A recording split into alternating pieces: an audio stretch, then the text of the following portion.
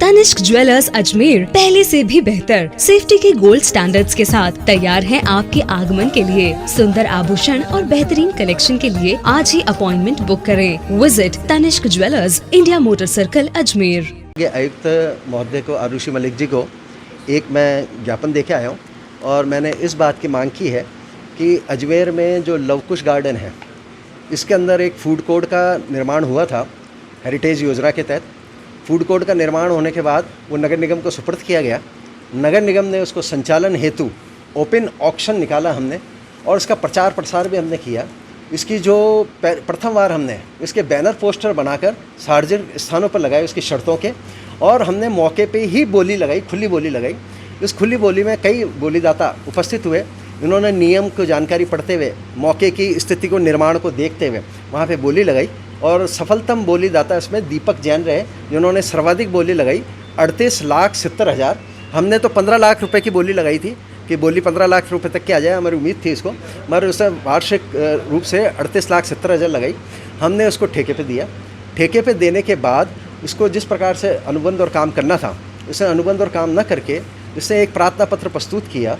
प्रार्थना पत्र प्रस्तुत करके उसने कहा कि यहाँ पे पानी के पीने की व्यवस्था नहीं है। तो हमने कहा कि पैरा नंबर 9 पढ़ें, पानी के पीने की व्यवस्था आपको करनी है, ऊपर टैंक है, पानी का कनेक्शन ले सकते हैं। फिर उसने कहा कि मेरे को अंडरग्राउंड टैंक की बनाने की परमिशन दी जाए। इसमें यहाँ से गेम फिर शुरू होता है। इसमें हमारे जो तत्कालीन आयुक्त थे चिन्मय गोपाल और अखिलेश पीपल, जो यहाँ पे आयुक्त प्रशासन थे वो, और ओम प्रकाश ढींढवाल, इन तीनों की टीम ने मिलकर एक कॉकस बांधा और ठेकेदार को फ़ायदा पहुँचाने के हिसाब से इसको इस बात की परमिशन दी।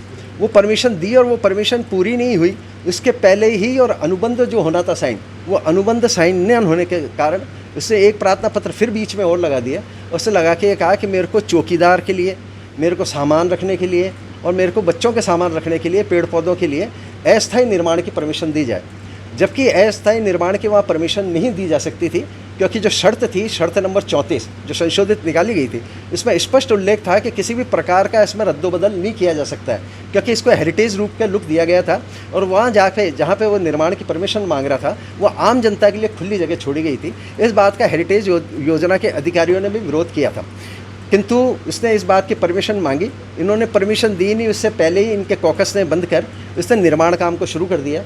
मेरे को जानकारी जब हुई तो मैंने यूओ नोट चिन्मय गोपाल को भेजा 31 जुलाई को, और मैंने इस बात के लिए कहा कि मैंने कहा इस प्रकार का अवैध निर्माण वहाँ पर अतिक्रमण किया जा रहा है, इसको आप 3 दिन में ध्वस्त करें और मेरे को सूचित करें।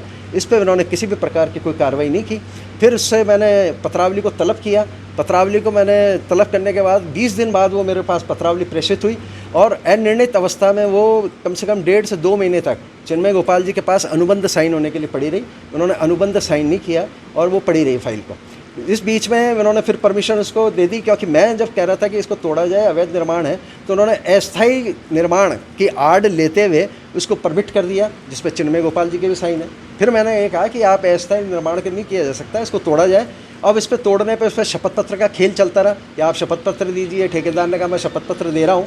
इस प्रकार से जो मैंने जुलाई के अंदर बात को उठाई थी, और जो जून जुलाई में उसने अवैध निर्माण किया था, जो बात मैंने उठाई, उस बात को लेकर इन्होंने जब साधारण सभा फरवरी 2020 में अभी हुई, 2020 के अंदर जब फरवरी के अंदर साधारण सभा हुई, इसके दबाव के बाद, साधारण सभा में लिए गए फैसले के बाद इनको निर्माण तोड़ाना पड़ा।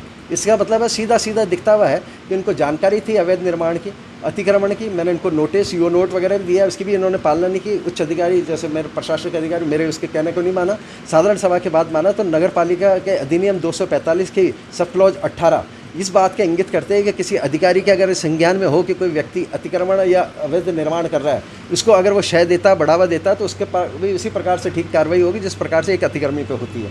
अब ये एक गेम तो यहाँ पे हुआ। इसके फिर जीसी के दबाव में इसको निर्माण को तोड़ना पड़ा। तो निर्माण को तोड़ने के बाद, किंतु आप ये देखिए, जो अनुबंध अगर समय पर साइन हो जाता तो ये नया वित्तीय वर्ष प्रारंभ हो गया था, 10% बढ़ाकर फिर से फीस वापस वसूली जानी थी। तो 38,70,000 रुपये थे, 10% और बढ़ाते तो हम 42 लाख रुपए के इस साल नई वसूली हमारे को करनी थी। इस बात का नए आरोप जो आए, इन्होंने नोटिस प्रेषित किया, तो उसने इसके आड़ में जाकर कोर्ट में स्टे के लिए चला गया। निचली अदालत में उसको रिलीफ नहीं मिला, तो उसकी अपील उस ठेकेदार ने ऊपर की अदालत में की। इस बीच में इनका मिलीभगती का खेल ख़त्म नहीं हुआ।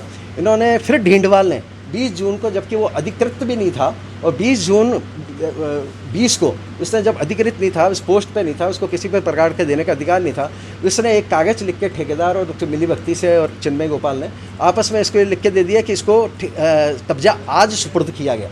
अब आप निश्चित रूप से देखो, उसकी आड़ में जाके उसने स्टे ले लिया। तो निगम को 42 लाख रुपए का इस वर्ष नुकसान इस पूरी कॉकस ने पहुंचाया है। अवैध निर्माण अतिक्रमण किया था वो भी है।